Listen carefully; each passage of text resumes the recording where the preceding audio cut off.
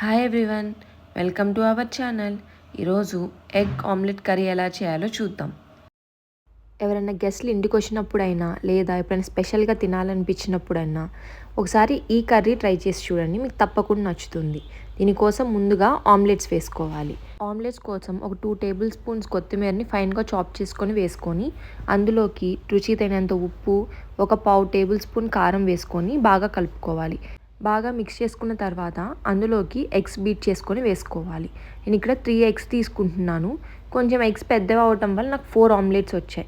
అదే మీకు ఆమ్లెట్స్ ఎక్కువ కావాలనుకుంటే మీరు ఇంకా ఎగ్స్ ఎక్కువ తీసుకోవచ్చు. దీన్ని బాగా విస్క్ చేసుకొని ఆ మిశ్రమాన్ని పక్కన పెట్టుకోవాలి. ఎగ్ మిక్చర్ ప్రిపేర్ అయిపోయిన తర్వాత ఒక ప్యాన్ పెట్టుకొని ఆమ్లెట్స్ వేసుకోవాలి.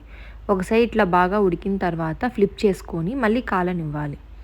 ఇప్పుడు ఇలా ప్రిపేర్ చేసుకున్న ఆమ్లెట్స్ని తీసుకొని మనం పక్కన పెట్టుకుందాం. అలానే రిమైనింగ్ మిక్చర్తో కూడా ఆమ్లెట్స్ వేసుకొని పక్కన పెట్టుకోండి. ఇలా ఆమ్లెట్స్ అన్నీ పక్కన పెట్టుకొని ఇప్పుడు మనం గ్రేవీ ప్రిపేర్ చేసుకుందాం. దానికోసం ఒక కడాయి పెట్టుకొని అందులోకి ఒక టేబుల్ స్పూన్ ఆయిల్ వేసుకోవాలి. ఆయిల్ కొంచెం హీట్ ఎక్కిన తర్వాత అందులోకి ఒక టేబుల్ స్పూన్ జీలకర్ర వేసుకోండి. జీలకర్ర వేగిన తర్వాత అందులోకి మధ్యలోకి చీరుకున్న 2 పచ్చిమిరపకాయలు వేసుకోవాలి. పచ్చిమిరపకాయలతో పాటు సన్నగా తరిగిన 2 ఉల్లిపాయలను వేసుకోవాలి. మీడియం సైజ్ ఉల్లిపాయలు అయితే 2 వేసుకోండి. అదే పెద్ద సైజ్ అయితే ఒక ఉల్లిపాయని వేసుకోండి. ఉల్లిపాయ పచ్చిమిరపకాయ బాగా కలుపుకొని మూత పెట్టి మగ్గనివ్వాలి.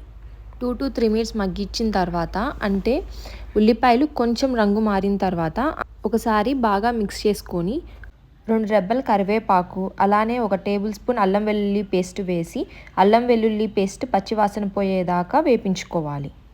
ఇలా అల్లం వెల్లుల్లి పేస్ట్ పచ్చివాసన పోయిన తర్వాత అందులోకి సన్నగా తరిగి పెట్టిన 3 నుంచి 4 టమోటాలు వేసుకోవాలి. మీకు గ్రేవీ క్వాంటిటీ ఎక్కువ కావాలి అనుకుంటే మీరు టమోటాల క్వాంటిటీ పెంచుకోవచ్చు, లేకపోతే 3 to 4 టమాటోస్ సరిపోతాయి. ఇప్పుడు మూత పెట్టి టమోటాలు మగ్గనివ్వాలి. టమోటాలు ఇలా మగ్గిపోయిన తర్వాత మళ్ళీ ఒకసారి కలుపుకొని అందులోకి స్పైసెస్ యాడ్ చేసుకుందాం. ఇందులోకి ఒక 1/4 టేబుల్ స్పూన్ పసుపు, ఒక టేబుల్ స్పూన్ ఉప్పు, అలానే ఒక టేబుల్ స్పూన్ ధనియాల పొడి వేసుకోవాలి. 2 టేబుల్ స్పూన్స్ కారం వేసుకొని బాగా కలుపుకోవాలి. స్పైసెస్ అన్నీ బాగా మిక్స్ చేసి స్పైసెస్లో నుంచి నూనె పైకి తేలేదాకా మగ్గనివ్వాలి.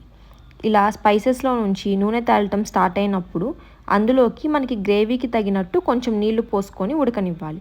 నేను ఇక్కడ 3/4 కప్పు వాటర్ యాడ్ చేశాను. మీ గ్రేవీ కన్సిస్టెన్సీని బట్టి మీరు వాటర్ ఇంక్రీజ్ ఆర్ డిక్రీజ్ చేసుకోవచ్చు. ఇప్పుడు మూత పెట్టి ఒక 5 మినిట్స్ ఉడకనివ్వాలి. 5 మినిట్స్ తర్వాత మూత తీసి చూస్తే మన గ్రేవీ బాగా కుక్ అయిపోయి ఉంది. ఈ కన్సిస్టెన్సీలో ఉన్నప్పుడు మనం అందులోకి మనం ముందుగా ప్రిపేర్ చేసుకొని పెట్టుకున్న ఆమ్లెట్స్ వేసుకొని కుక్ అవ్వనివ్వాలి. ఆమ్లెట్స్ అన్నీ ఒకదాని పక్కన ఒకటి పెట్టుకొని ఆ గ్రేవీ ఆమ్లెట్ పీల్చుకునేలాగా అరేంజ్ చేసుకోవాలి. 2 మినిట్స్ తర్వాత ఆమ్లెట్కి ఒక సైడ్ గ్రేవీ అబ్జర్వ్ చేసుకొని ఉంటుంది. ఇప్పుడు ఆమ్లెట్ని ఫ్లిప్ చేసుకొని ఇంకొక 2 మినిట్స్ కుక్ అవనివ్వాలి. ఇలా చేయటం వల్ల ఆమ్లెట్ బోత్ సైడ్స్ ఆ గ్రేవీని అబ్జర్వ్ చేసుకొని కర్రీ చాలా టేస్టీగా ఉంటుంది. ఇప్పుడు ఫ్లిప్ చేసుకొని మూత పెట్టి ఒక 2 మినిట్స్ మగ్గనిద్దాం. ఇప్పుడు మూత తీసి చూస్తే మన ఎగ్ ఆమ్లెట్ కర్రీ రెడీ అయిపోయింది. ఫైనల్గా కొంచెం కొరియాండర్తో గార్నిష్ చేసుకొని సర్వ్ చేసుకుంటే రెడీ అయిపోతుంది. ఎప్పుడైనా స్పెషల్ అకేషన్స్కి తప్పకుండా ట్రై చేయండి. Please do like and subscribe our channel.